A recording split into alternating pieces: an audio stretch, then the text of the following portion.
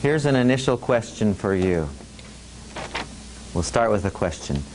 Why is it, yesterday when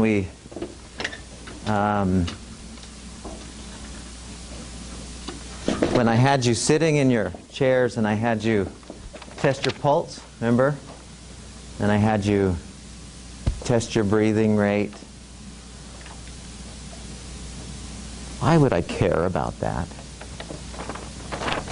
Why would that be an interesting thing in relation to stress? Mike? Doesn't your heart rate have to do with, well, your heart rate and breathing has direct correlation to how stressed you are? Does? Well, if you're breathing heavy, you're normally not thinking straight. Well, if your heart rate is speeding, you're just... So my thinking changes my heart rate? Absolutely. Yes? Absolutely. When you're in an intense situation, for instance, like, let's say you're a cashier and someone's robbing you, your heart rate's going to increase, your thinking's going to get skewed, and I'm sure your stress level's going to go through the roof.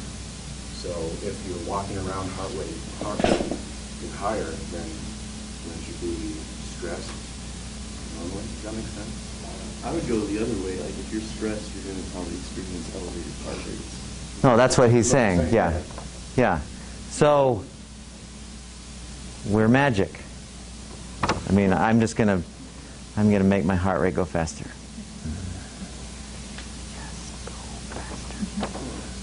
Yes? Can you do that? I mean, okay, what about breathing? I mean, that's an interesting concept. Why would I care about... Did I ask you if you did stomach or chest? I did that, didn't I? Why would I care about that? What's that got to do with anything stress-related? I mean, certainly we can consciously, but I said don't change how you breathe. Just grab a chair and make yourself at home. Why would that... Isn't it when you're more relaxed, you tend to breathe more? Don't breathe deep. Breathe deeply? And then when you're stressed, you take shallower breaths, so it's more in the chest. I think. Is it? I do that for me, like if I'm stressed, then like I'm not taking those big breaths, like shorter. Gotta, like, especially when you're thinking about everything, you're like, oh my gosh, I gotta get this done, this. And you start to almost like have a mini panic attack. And your breathing starts being really shallow.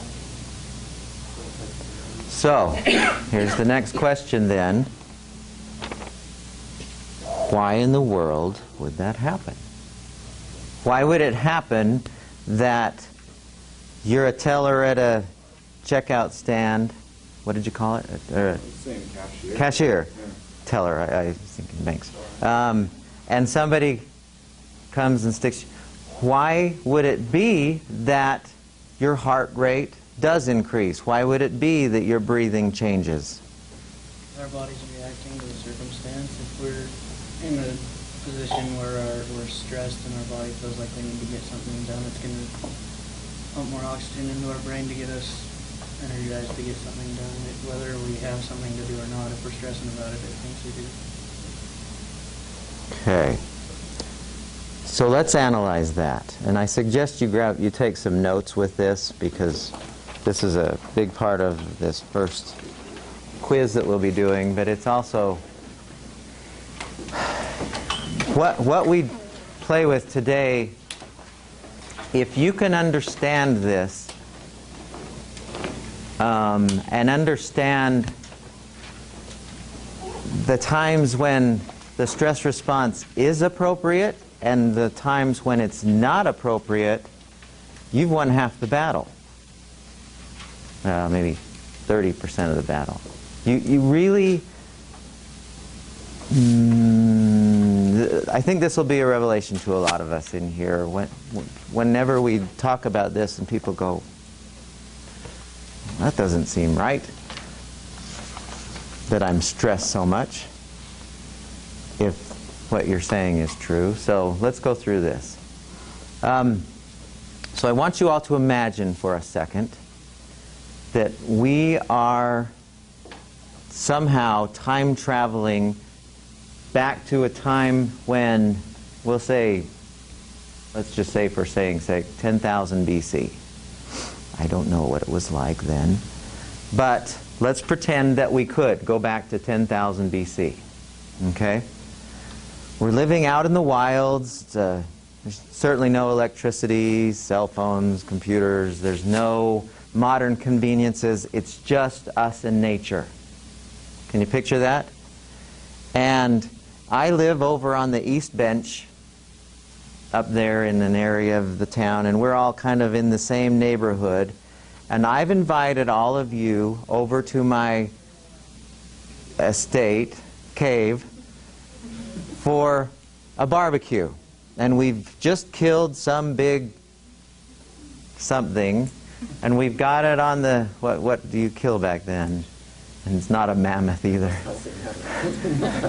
Man did not live when mammoths lived. We've killed some buffalo or something, and we've got, Bobby's really strong. He's turning the thing on the fire, and we're all just kind of hanging around. We're playing golf. We're working on our short game. We've got some Frisbee football going. We're just having a good time. Okay, very social. You and your family, friends, we're all there just hanging out. Okay, can you picture that?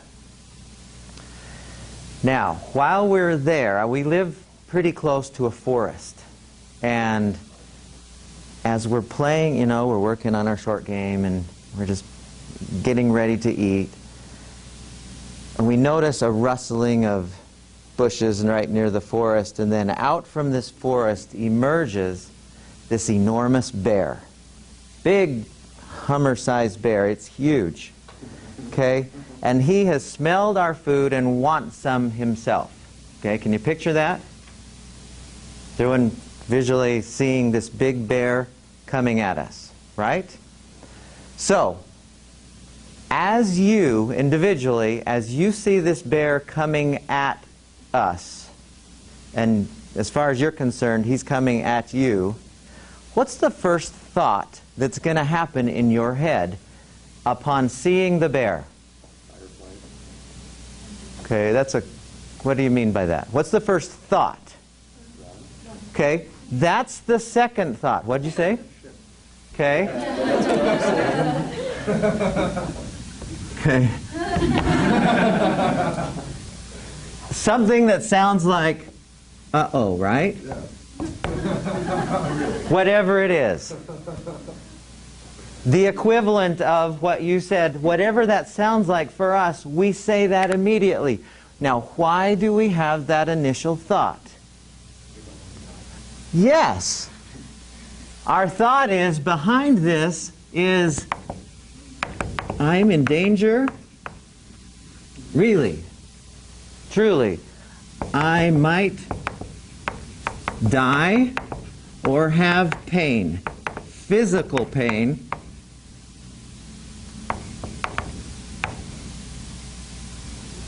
And our bodies don't like that idea. Okay, you with me so far? Our bodies don't like pain. Really, they will do more to avoid pain than anything else. Even now, we'll do more to avoid pain, physical pain, than any other thing. So, we have this thought, uh-oh, I am in danger, expletive.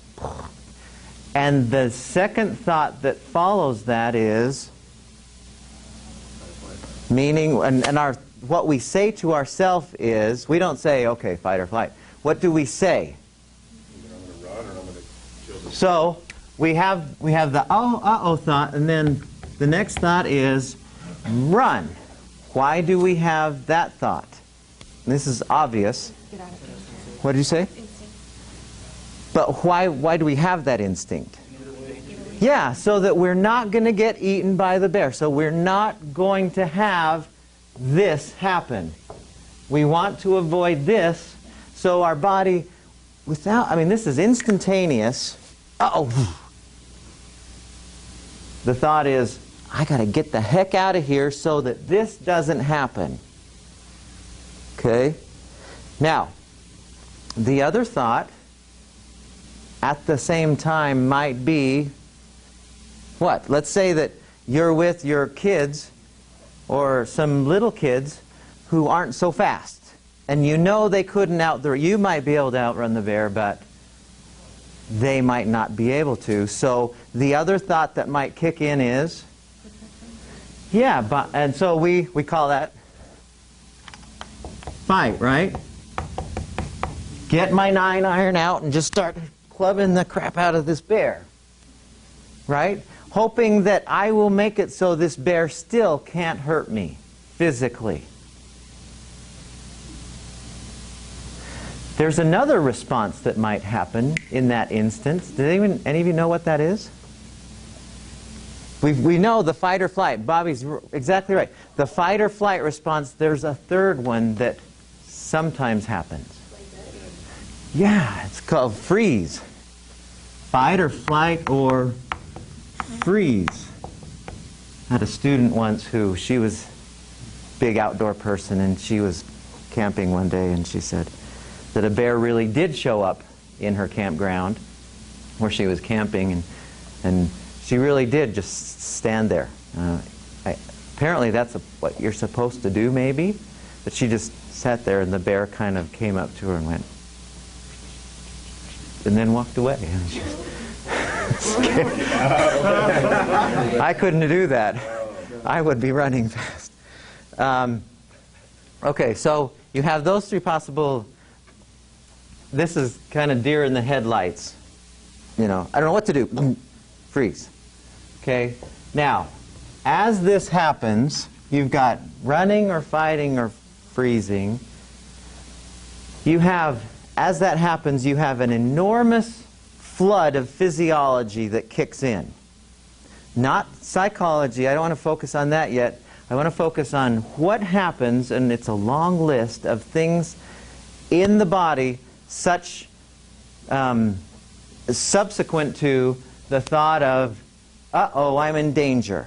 So this is conscious. After that happens, it all goes unconscious. Autonomic nervous system. We'll play with that later. What are some of the things that are going to immediately take place physiologically that help kick in the fight or flight response? Okay, so we have what happens to adrenaline? Who said that? So we have an increase in adrenaline. What is adrenaline?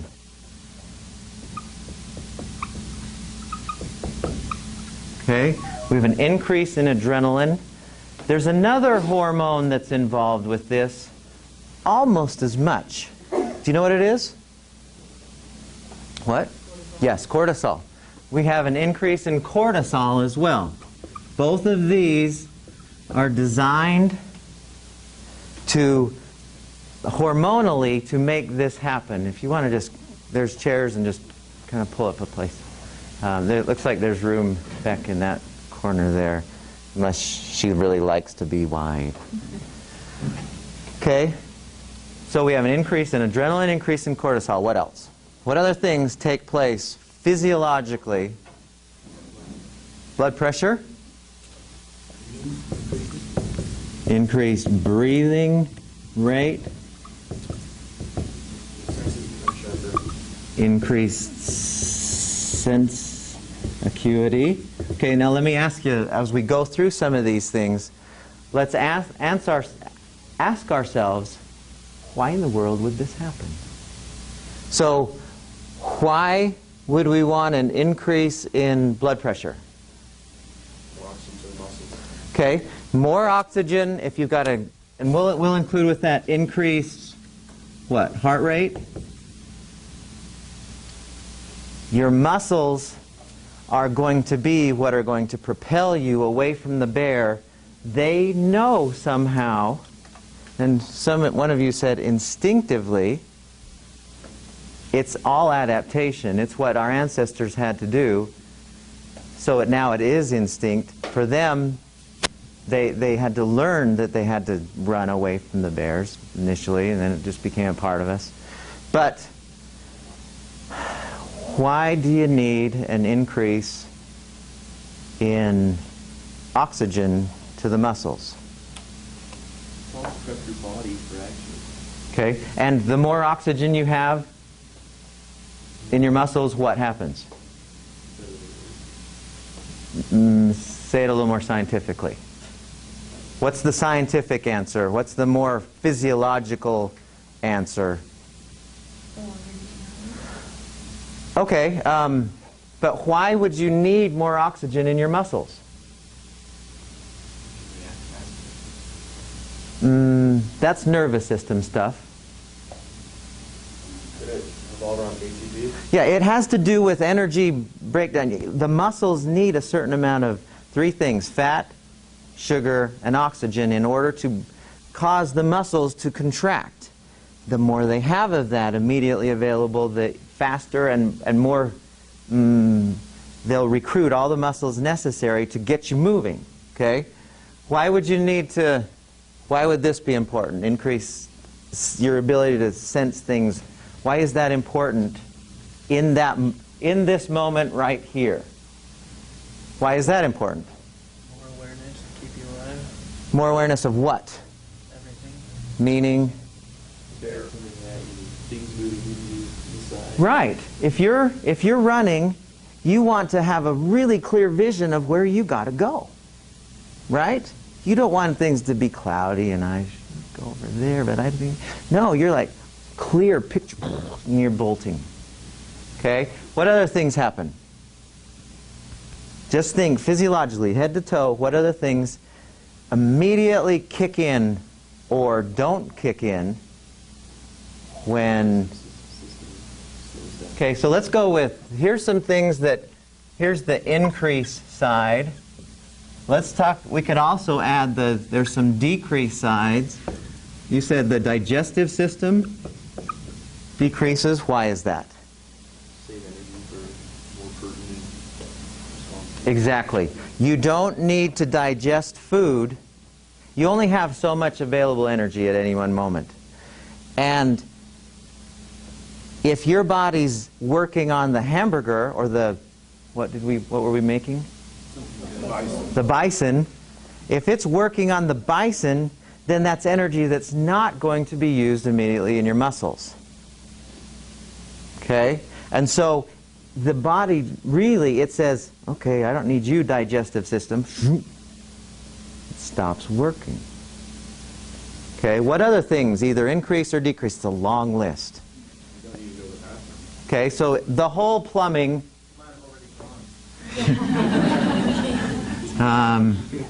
let's see, what system is the urinary, the whole plumbing part? Is that with two M's or a B? B, I-N-G. Plumbing turns down or off or works incorrectly because, again, those aren't necessary for helping you get away from the bear. What else? Think about what happens to you. Sweating. You sweat. Okay? Where? Is it globally? Is it the whole body? For some people, probably. That's an interesting one. We have an increase in sweating. So tell me, normally, when you exercise, what's the primary reason for sweating? Yeah, it's cool. We sweat so that when it evaporates, we're cooler. Has nothing to do with this. Why do we sweat when we're getting away from the bear? Actually, that's the odor part. Odor. Is that with an O-R? That's right? You actually stink to make you less appetizing. That is accurate. Why? And when I first saw this, when I was studying, the stress response and what happens, and I read this and I saw the explanation, I went, no way. That can't be right. And I saw it in a different place. And so I said, okay, I guess that makes sense. Why do we naturally sweat when this is happening, when the bear's presented itself to us angrily? Maybe like left field, like to help you get away, like you're in this grab, like you might be like slimy enough to move out. That's it. Really? That's the reason. That's the reason. 1,000 points. That was a It makes you less, it makes you more slippery so that when you are caught, because we didn't wear clothes back then.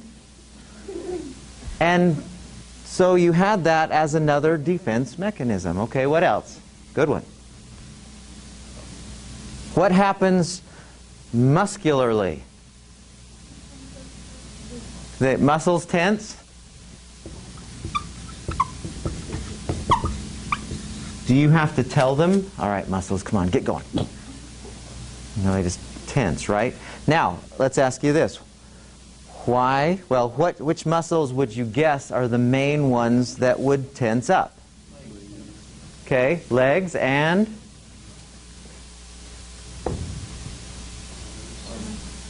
Yeah, well, when you punch something, this up here is what's really doing the jab, right?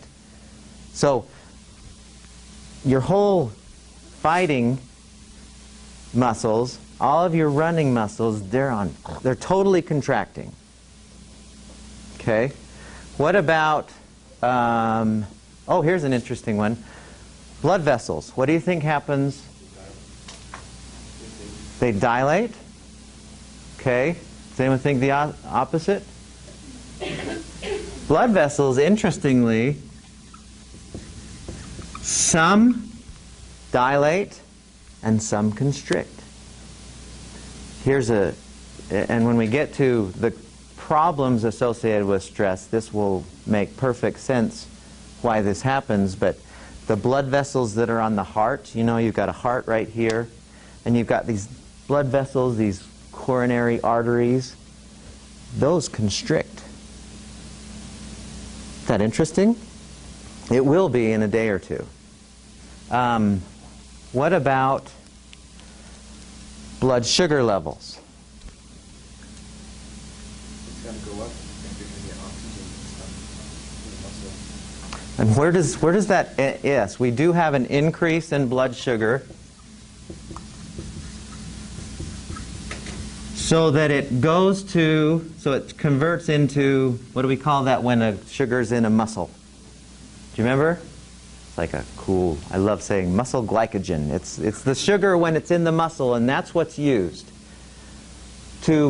as part of that contraction process. We use sugar. Where does that come from? You haven't eaten anything sugary, but suddenly you have an increase in blood sugar. Where's that coming from? Okay, some of it comes from stored fat, and other bits of it comes from the liver. Just releases it out into the bloodstream. Okay? What about, oh, this is an interesting one. What about blood itself? What happens to it? Does it change at all? It what? Thins, you think? Why would that make sense? Say that again? Yes. So if you have more thin blood, it's able to move more quickly. The red blood cells that are in the blood are able to fly along at an easier pace. Interestingly, some blood becomes thicker. Another 1,000 points if anyone. Why would this be the case? And right, exactly. So the more peripheral blood, if you're running along and you hit a rose bush as you're running, or you scratch a branch as you're running, your body doesn't want to bleed to death at that point. It wants to get away from the bear first. And so it coagulates. It clots more easily. It's thicker. Now, when we get into heart disease again, this raises some interesting thoughts about why we can say stress is playing a part in this. Okay, what are some other, think of just in terms of, oh, go ahead. So which is it then? Both. Does your blood get thinner or does it get thicker? Both. At the same time? Yeah. More blood that goes to the muscle. Yeah, the more peripheral blood, the more that's close to the periphery, that tends to be more thick. The more internal blood that's more internally or where it's more internally found, even though it's moving systemically, it tends to thicken and thin at the right times. Isn't that weird? But it does. So, what about, what are some systems in the body, think in terms more globally, what are some systems that are likely to turn off or down? In other words, systems that we don't necessarily need in this moment of trying to escape. What did you say? Saliva. So that would be part of the digestive. So we have including things like saliva. Including in this would be digestive juices that come from the pancreas. You know, the balance between alkaline and acidity changes because your pancreas says, well, we don't need that whatever we're cranking into the stomach quite so much, so we're turning off here. And so the acidity balance, the alkaline acidity balance changes, which is interesting long term. Doesn't the central nervous system do something? Oh, Because your pain yeah. The CNS, well, now you said another thing. There is a decrease in pain receptor, whatever we want to call it, sensing. So we don't sense pain. Why would that be? So, yeah, let's say you're running from the bear and you hurt your ankle. You just went, oh, geez, and both there's been damage. And those of you who are athletes know this. When you're in the middle of a game and you hurt yourself, and you're like, oh, I can do it. The next day, it's like you don't want to even step on it. But during the activity, there's a decrease in it, especially so in this instance. Okay? Now, what was the other thing you said about the nervous system? I just thought that those two correlated with each other. Oh, okay. So you're focusing on the pain of it. Yeah, the nervous system during this is just going crazy. It's just like your brainwave activity is increased. Let me say something about our thinking for a second. So let's say, and you won't find this in any, I don't think we even did it in my textbook, but you won't find this, but this is still pretty accurate in how I like to describe this. We have, for the sake of this discussion, we have two parts of our brain. We have what I call an Einstein brain, which is that part of our brain that we're using right now. You know, we're hearing stuff, we're thinking about it, we're processing how that would work, and you know, we're theorizing and conceptualizing, and you know, all of that frontal lobe activity, right? We also have what we call a lizard brain, which is that part of us primarily from the brain stem area where, well, have you ever been jogging along or walking along a mountain road and you come upon a lizard and you just kind of, just miss him? What does he do? Does he go, man, you're big. Holy cow, and why am I so small? And yet, this ant is smaller than me still. And how does that relate to this lifetime that I'm in? Is that what the lizard does? No, the lizard goes, and he's out of there, right? The lizard brain cranks. Now, when we're in this situation, which of these is likely to be the dominant one? Einstein checks out. Now, that's different than what you said about sensory acuity. That's lizard brain stuff. Now, when we get to discussing the consequences of stress, and we ask ourselves, why do I not remember anything when I get ready to take my test? That's why. Because you don't need Einstein when you're thinking you're being chased by a bear. It's all clear now. What other systems in the body likely turn off or down. Reproductive system? Yeah, don't need any of that going on. Decrease.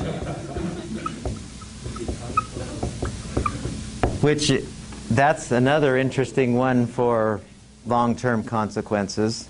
You know, all these things that people are using to try to help themselves out, just need to relax. What other ones?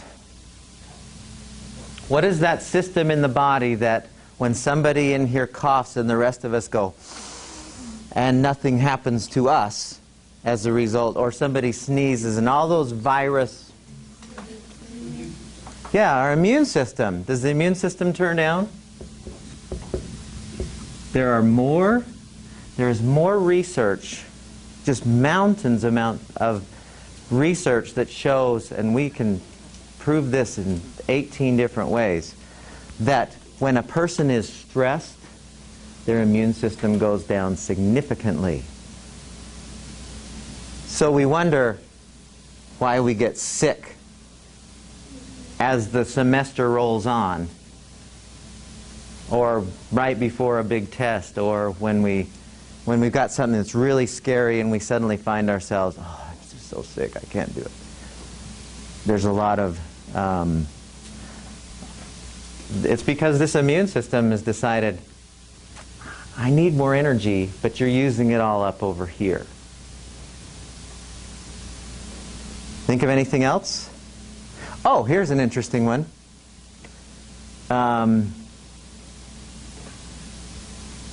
What happens to your hair? In that instant? I mean, in this instant. I mean, downstream, long term, it might be it affects it. But what about in that immediate moment? What happens to your hair? No. What did you say? Stands on its end. Have you ever seen a cat? Right? Dog shows up and cat goes, why does it do that? Yeah, it makes it appear larger. And we have the same thing, we just don't have any more hair. But we used to, and that was part of us. The hair, you've heard the saying, you know, I could feel the hair standing on the back. Well, that's a real thing. We still don't have enough hair now to make any difference.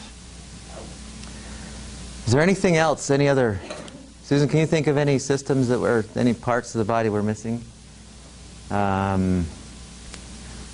Go through the head to toe.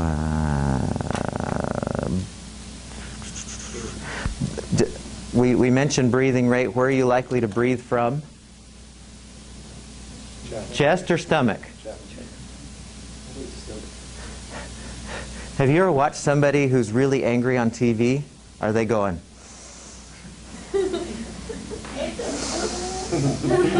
No, they're going. You can see their chest is just going. Well, why do we do that? What's the intent? It's a natural thing. They don't consciously go, okay, I got to breathe faster. Why do we do that? Yeah, exactly. We're trying to get more oxygen in and thinking if we do it more quickly, more will get in there to the brain and to the muscles. Now, we could go on and on with this list. It's quite amazing, all the different things that happen. This is enough. The next question is this. All of this happens for one single reason and only one. What is it? Physical survival. That is the only reason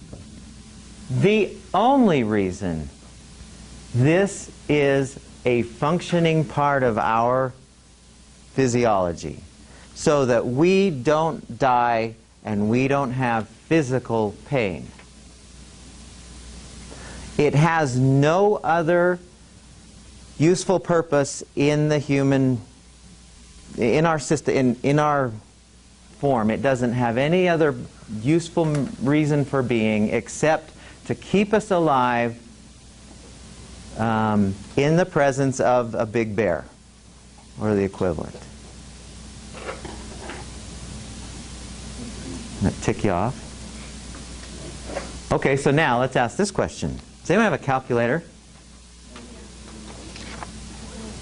Do you have one?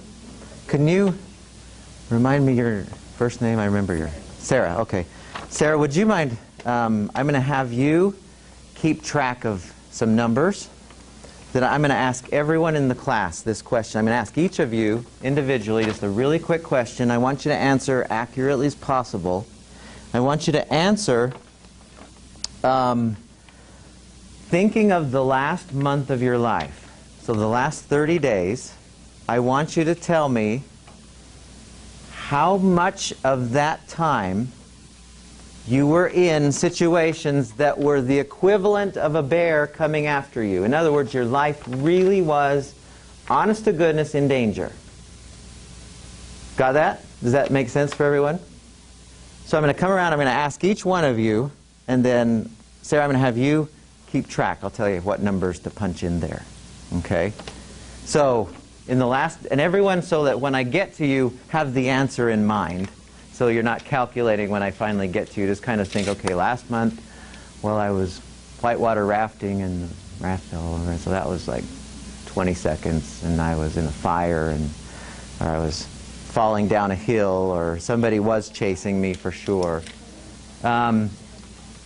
Have that answer in mind. So, and I'll ask you when you do tell, I'm kind of interested in what you did that caused that. So nothing comes to mind, and that's very likely for a lot of us. Zero. No, and at the same time, there might be situations that we're in. Every time we do this in the wintertime, we always have far more because people, cars sliding sideways or people crashing in. So real life-threatening situations are more prevalent in the winter. But that's not to say we're not having. I'm not trying to show that it's a zero for everybody either. Nothing for you, Fatima? Zero. Nothing? Well, geez, you guys need to do more fun stuff. I want to think of one thing. What happened? We were tubing down a river, and we thought this area wasn't as rough, so we can get off and start all over again. Mm-hmm. And I got off my tube, and the river just took me away. And Good. I couldn't put my feet down or anything. And I love that one. I was hitting rocks and everything, and these people behind me. You were? Yeah, I hit my knee or my leg on a rock and didn't even know it until I got out walking, and my leg was all bleeding. See? This kind of stuff's taking place for you. So how long did that last? From when you were in danger to when you were no longer in danger, not the afterwards, whew, that was tough part. Well, it was just I don't know, not even 5 minutes, because these people... 5 minutes? Not even that, Yeah, so what would you say real time where you were actually life-threatening? I would say 2 minutes. 2 minutes. So that's quite a long time, it seems like. But okay, so really, okay. The only reason these people behind me were on a tube also, and they caught up to me, and that's when I was able to jump off, pushed myself off a rock, and then they caught me. Oh, okay. So about 2 minutes. Okay, so put a 2 in there. Good one. That's a good answer. Okay. Commuting the other day, I had a truck. I was just coming down the road, Mm-hmm. and the truck passed me and honked at me from behind. And it was like a mean honk. It was a diesel, and he pulled up in front of me and just slammed his brakes on. So there was a moment of you could have been hurt here. Yeah, he got right in front of me and just slammed his brakes. How long did that last? 5 minutes. Let's see. Let's go to seconds. Change that to 120 and then 5. So just keep adding. That would be up to 125 now. You want the experience or how much time it takes? I don't know. Is it a cool experience? I don't know. Well, we were Almost dying is always fun. we were body surfing in the Virgin Islands. Oh, okay. And it was just this beach that we used to hike to, and there was just us there, the 4 of us. And a current took me up to these rocks. Oh. Me and my friend. And so you were out of control going underneath? Or were you part of on top? I could stand on the water, but the current was so strong, both of us, either walking or swimming, I was going back into the ocean. Okay. And then eventually these rocks. But So how long did that last? it lasted probably the whole experience was about an Okay, so you were actually in danger? I would say the danger is probably a good like 15, 20 minutes, but like, Really? I don't know, I realized it, and then I was like, uh-oh, and then like, that was going on for a while. And like, kind of the stress of like, I'm gonna go through these rocks, you know? Like, so I was swimming So it was for a while. 15 full minutes of that. So I was probably swimming for like 15, 20 minutes, and like, Okay, this whole time, like, my friends were trying to get to us. okay. So let's go back to minutes and change that to, now you got 17 point whatever the 5. Let's go back to minutes. Thank you. Sounds exciting. Anything for you, Taiwan? Okay. 2 seconds. What happened?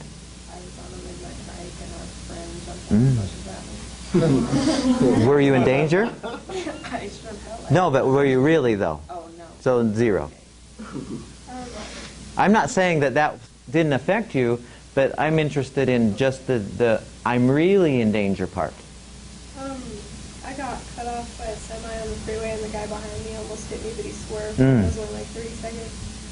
30 full seconds to do all just that? I mean, Well, That's- yeah, because the semi, we kind of saw him going over, and we slammed on our brakes, and then the guy behind me, you could hear his car like screeching. But I don't know the effect of it. Like probably was like 30 seconds, but like the actual endangerment was kind of like some 10. okay, so another point. What's 10 of 60? Point, whatever that is. Another 0.3 or 0.2. Doesn't matter, it's close enough. Nothing? In the summer, I'm a wildland firefighter. I worked out. Oh, so you do? Yeah. Okay, but I want to come back to you. Because that's different for you. Zero.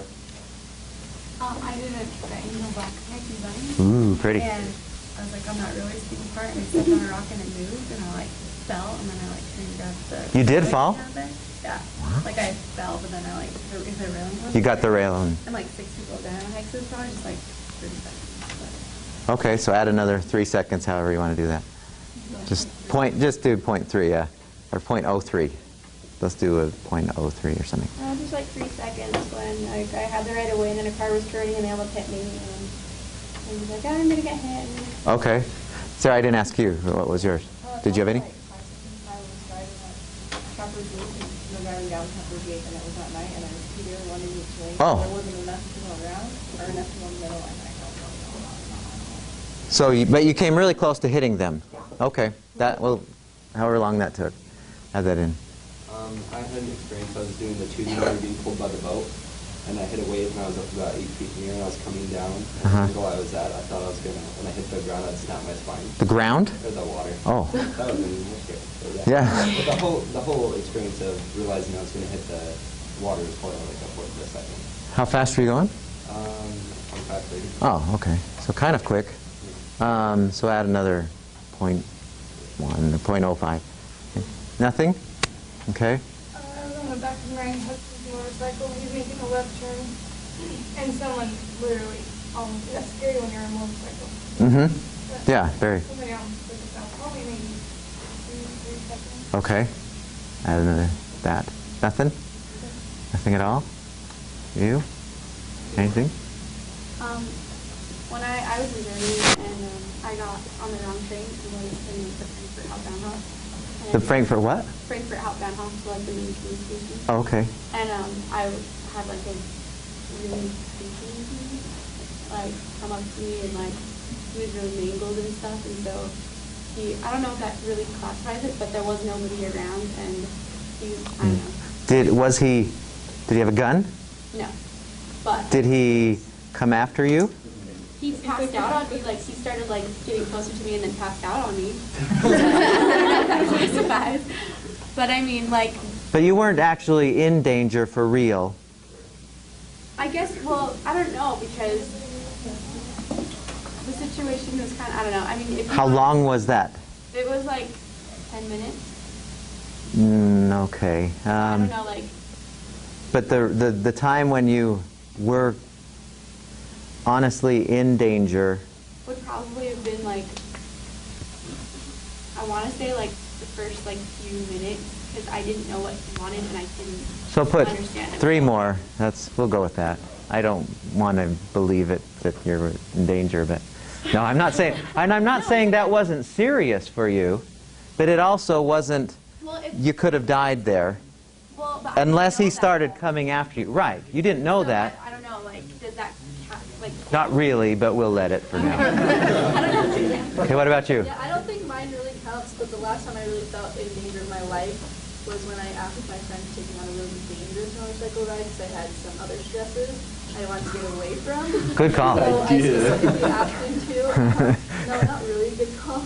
But we went through the Weaver Canyon, and it was at night, so the wind was blowing really, really badly. Yeah. And there was a couple times where it kept shifting the bike, and I Oh, honestly felt okay, that I'll buy. and like many times during that ride, I felt like. So how long? It was like a 20-minute bike ride. Through Weber Canyon? Yeah, we went pretty far into the canyon. How fast were you going? Like 80 knots. How long's the Weber Canyon? Okay, so let's try this and see what happens. I'm interested. So put 20 in there. We'll add that in because that might be legitimate if the environment is causing unsafe conditions for you. Nothing? About 10 minutes. 10 minutes. What would The what? end of it was we went river rafting like in a small pontoon boat at the very beginning of it. We fell out. And then like halfway through we got stuck in a reversal, so it just worked spins around and around. Yeah. That was fun. But then the other 2 minutes was like we were doing some canyoneering down in Lake Powell. Mm-hmm. Some rocks fell from underneath us, so we were just hanging there. Like, and we were there for like 2 minutes before our friends came down. Good. I'll take those. Fun ones too. Did you say 10? Yeah, let's go with that. Dave? Nothing? Okay. 0? Really? Okay. Nothing? Anything? At Boy Scout camp, I actually had a bear during the camp. Oh, good. How long did that last? Where was he coming at you? No, it was about 30 yards away. Oh, so quite a distance. So you weren't really in danger, but potentially you could have been, but he wasn't actually bearing down on you. No. So I'm going to count that. Not going to count that one. Okay. But anything else? No. Nothing. Okay. Probably like 4 seconds. What happened? A couple of things. One of them. In 4 seconds? Wow. Well, no. They're two separate. Oh, okay. But one of them, I was running up on like a little bit by the mountain. I was running on the trails behind my house. Actually, in the Oh, cool. Up on that mountain. Okay. And there was a rattlesnake up there, and I almost stepped on it, but I was okay. Okay. It like struck at me, but like I was out of the way. It did strike at you? Yeah. Okay. I was out of the way. Like I jumped really far. I've never jumped that far in my life. I was out of the way by the time. I want to talk to you later about where exactly you were. Okay. We're trying to find those and kill them. We don't want them up there. And then your other one? And then my other one, I was on a jet ski at Bear Lake, and I was riding on the back with one of my friends. We were going, and we fell off, and he didn't have the keys strapped to his life jacket. Okay. And so the jet ski kept going. Anyway, so we're like chasing it. Around like, it was so bad. Like for like 5 minutes, we're like chasing it everywhere. Now, were you in trouble? Like, were you? The boat came and almost hit me. Oh, so somebody came and Yeah, and they almost, because we like didn't have like a flag. Or the red flag wasn't up there. Yeah, and so, because we were just like swimming back and forth trying to catch the jet ski. Jet skiing tip number 3. Yeah, probably like 3 seconds with that when the boat was coming like right at me. Okay. Luckily they didn't call me like last second. So whatever that feels like for you to put in there. 5 seconds? Something like that. Okay. Anytime? Like 5 seconds.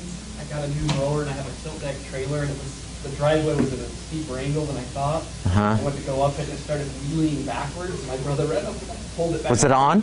Oh, it was running it. Oh, that would be. The zero turned the motors in the back, so the front has no weight on it. So I went up and I just wheeled up. And Oh. my brother's yelling at me, "Let off the sticks!" And I'm going, "I let off, it goes backwards." Really? I was holding it up. Yeah. So how long was that? That was like 5 seconds. Okay. Since then I put weight in front. Good call. How about you? 0? Okay, I'm going to come back to you in a minute. Okay, Sarah, will you do this? Math. Okay, what's the number that you got there? So if you add that all up. Oh no, don't say, oh shoot. No, you typed it again. I added a number plus. Oh.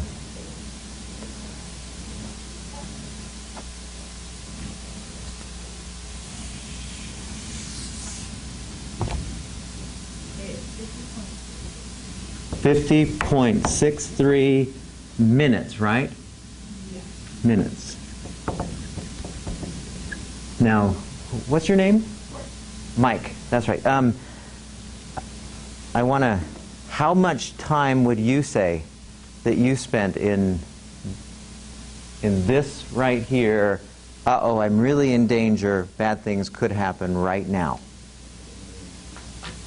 Probably like 12 hours. That much? Realistically. Yeah. Oh no, I believe that. I believe that. So. I'm trying to spend like just chilling, but there's times Mhm. where there's a helicopter hovering like 14 feet above me, and there's a cable below it, and I have to hook like a cargo net to it. Right. And that helicopter just needs. It's at a point where if it falls, there's no. You're dead No meat. redemption. I'm dead. Yeah. And then there's times where I'm out like sleeping out on the fire, and the fire could creep up on us at night and kill me. So it's like So it's wild. in the last month, 10 hours. 10, 12 hours. I'd say 10. So what's that? Is that 600 minutes? Am I adding that right? Okay, for Mike. Okay, now, is that right math? 10 hours times 60 minutes is 600, right? That's why I didn't go into math. So, do this math. So we have 40 people in here. I don't know if we have 40 today. So multiply 40 times 60 minutes times 24 hours times 30. What's that number?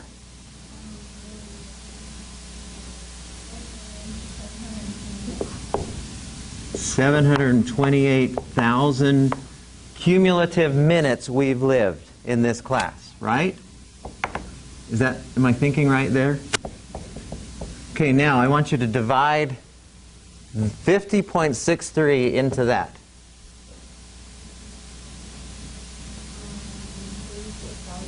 Okay, do it the other way.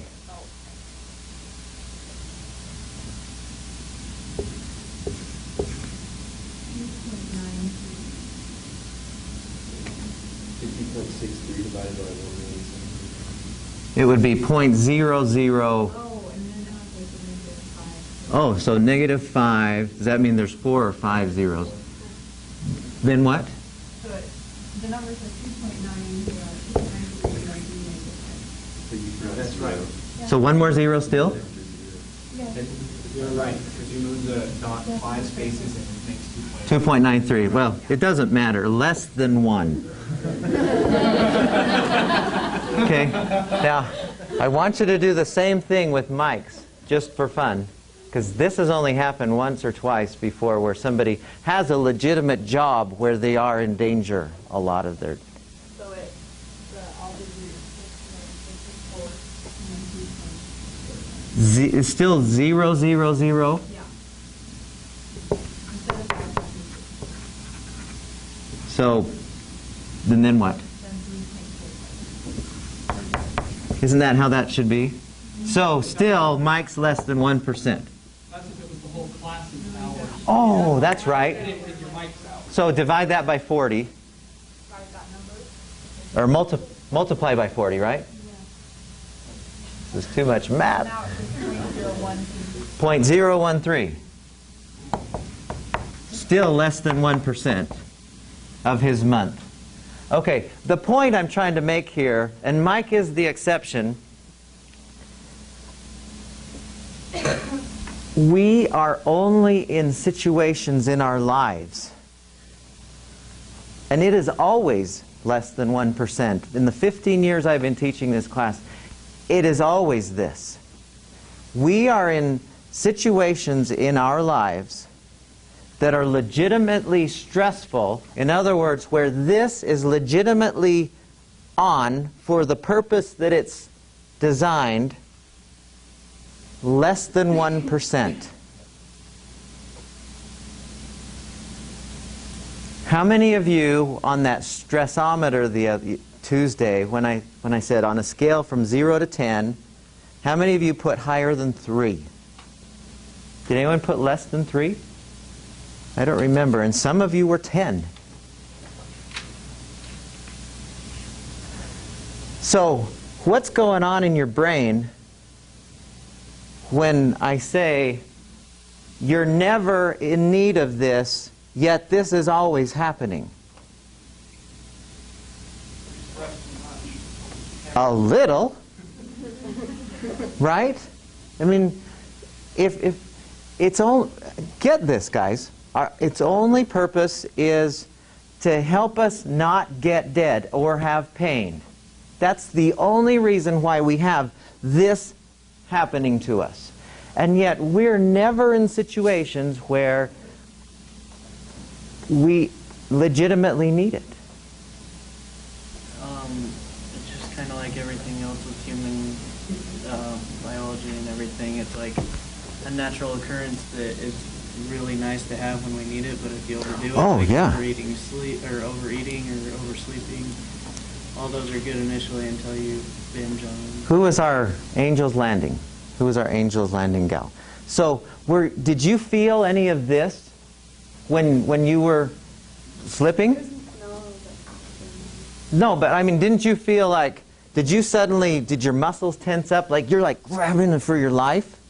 I mean, could you have fallen a long ways? Yeah, and when that's happening, we're glad this kicks in. Have any of you ever been chased by somebody who you didn't know? Let's see, who was our, was it you who had the person stalking you? Who was oh yeah, you. What was your name? Andy. Annie? Andy. Andy? Yeah. Andy, so if he would have come at you, do you think you would have appreciated your ability to run super fast or beat the tar out of him? You would have liked that, right? See, the thing that this does is it gives us super power, super speed immediately in those times when we do need it.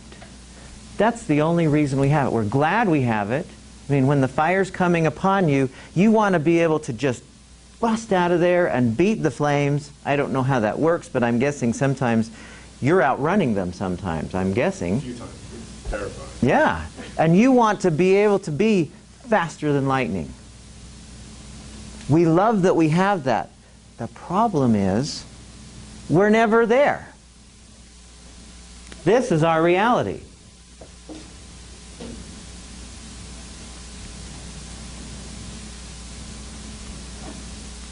So what's going on? Why would we be stressed if we're never in stressful situations?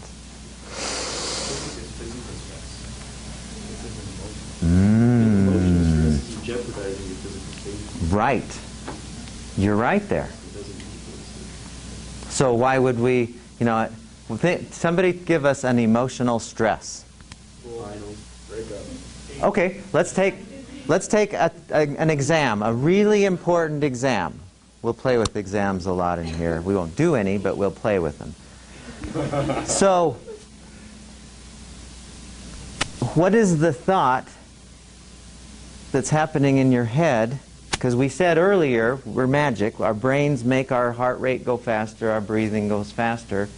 What is the thought that we have that says, I'm in trouble? Since we're not physically, no one that I know of has ever died from a test.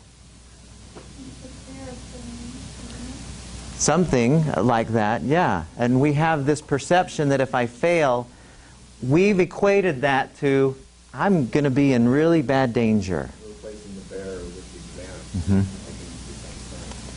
What's your name? Mikkel. Can I use you for a second? Can you come up here for a second? I want everyone in here to pretend they're Mikkel. That would be fun, huh? Okay. So, Mikkel, can I ask you, have you ever been to like a Major League Baseball game or an NBA basketball game or anything like that? Have you ever been, or even a college basketball game? Yeah, I go to jazz games. You go to jazz games, so yeah, you have been.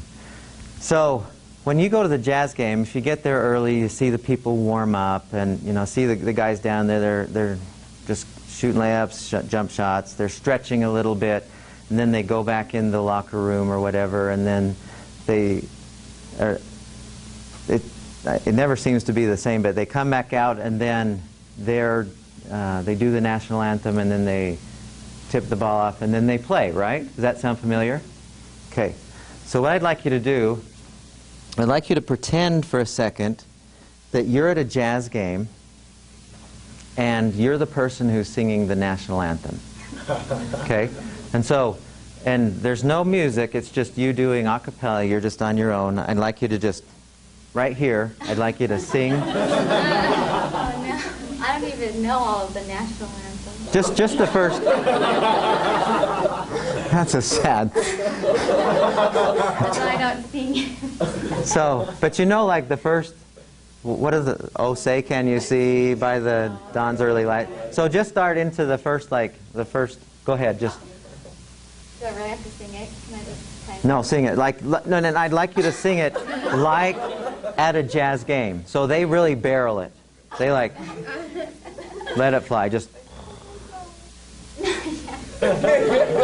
You've never sung it before? No, I have. But so you can sing it. I can yell and scream it. I'm not a good singer. So. But you've sung it before, so you can. Yeah, so just let it fly. Oh, say, can you see by the dawn's early light what so proudly we hail? Hail, yes. That's all I know. That's all you know? That's all I know. Okay. Thank you. You're welcome. Give her an applause. So, can I ask you some questions now? And thank you very much that you're like 1 in 5 in all the years I've ever done that who have actually done it. How many in here could have done the same thing Mikkel did, just start singing? Anyone else in here who, yeah, I probably could have done that? 1, 2, 3, 4. So this is an extraordinary group. How many? Ain't no way I'm getting up there and saying anything that has musical sounds to it. How many are in that category there? Yeah. Now, when you were up here and I said, would you please sing, did you notice anything happen? Yeah. You did? I can't sing, so my heart starts racing. You noticed that? Mm-hmm. You did? Mm-hmm. I think we all did it, though. It wasn't just her. It was a collective. That's funny. Do you want to try? No. Now, what's your name again? I'm Allie. Allie. So you say no way you could do that. No way. You did it, and you had a little bit of, you noticed some of this happening, right?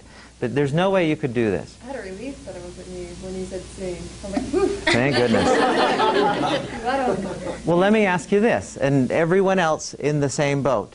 If you were at your house, and you were vacuuming and you knew there was nobody around, or you're in a shower, you're just doing dishes, or something mundane, would you have had any problem singing? No, I would sing then. No problem, right? Yes. Okay. Is anyone else still like, I ain't doing it no matter what, even if there's nobody for miles? We're all okay with doing it then, right? Okay. So let me ask you this. It's the same thing here or at a jazz game or at your house as far as what you're doing. Why is it that what's different about those such that your heart rate's going and you're just freezing when the thought of it happens? What do you think? I I would have to say like the social pressure, like you're around people that you judge and you really don't want to. And what have we decided about judgment? It's better to be quiet than just to stand out. No, but when somebody, yes, Collectively, like culturally? Or yes, culturally, what have we decided about when somebody judges us harshly? Sorry. Had to spit. What have we decided? I was gonna say before that isn't that a form of social anxiety, like the fear of not impressing other people and stuff like that, stress out. Sure, it's the number one fear in the country is getting in front of people and performing. Number one. More than death. People would rather die than stand. That's not the case as much here in Utah as other places I've been. People really hate the idea of just being up here at all scares people, let alone singing, right? What do you think? I think culturally we've decided that judging is bad and it's like something you're not supposed to do. But everyone does it and they really base like what they think of what they see. Like you're told not to judge, but you know, if you hear that a movie's bad because someone saw it, you're probably not going to go see that movie. You're like, oh, that movie's bad because someone who's judged it is bad. Yeah, we buy into it a lot, don't we? The judgments around us, we buy into it. Now, when Mikkel was up here, so we've decided, yes, that judgment hurts. Okay, 2 questions. When you were up here, Mikkel, Annie? Allie. Come here just for a second. I promise I won't make you sing. I promise. Come up. But I just want you to stand here for just a second. Is that really the time? Okay, so you stand over here. Now, I want everyone in the class. First of all, when you were doing this, when you were up here, and when you were thinking down there, what are the thoughts that you had that you were thinking people might have about you? That camera just makes me nervous, so I was just trying not to look over there. So it was the camera. Yeah.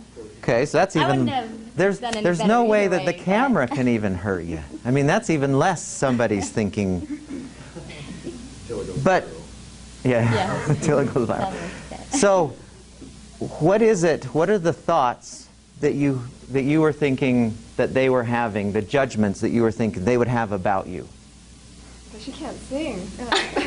I know I can't sing. They would say, man, she's a rotten Sucks, singer. yeah. How many of you in here said, oh my gosh, she really is awful? Did any of you actually do that? You did, yeah? Okay. He hears me sing all the time, so that's how.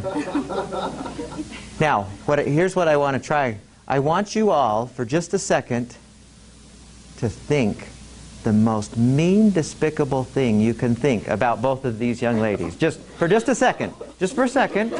I want you to try, I don't want to hear it. not out loud. I just want you to think, oh man, her hair needs to be better. Just say something that's in your head. And I want to demonstrate something here because it's so obvious, and yet we've suckered into this cultural belief that other people can make us feel how we feel. So go ahead, just lay it on him. Really, just give him your worst.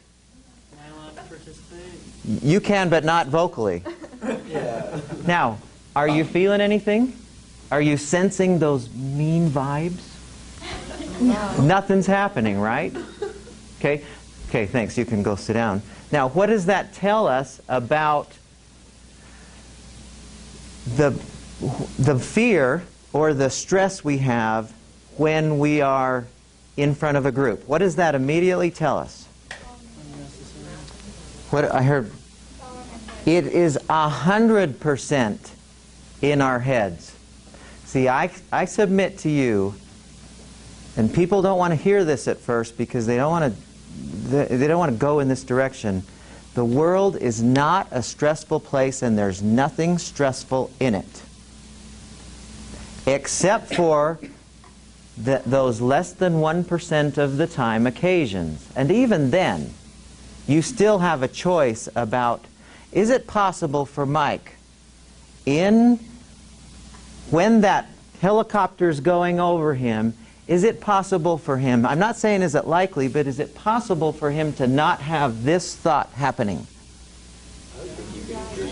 Yeah. It would take a lot of work. Oh, absolutely. Absolutely. I see these people who do flips on motorcycles upside down, and I guess a guy died recently. Did you hear about this? Somebody, was it at Snow Basin? Somebody, I mean, Powder Mountain, yeah, they died. So you could, they have a different thought when they're doing the double backflips on their motorcycle than if you or I were on the motorcycle. The point is, every single stress that you have is entirely your doing.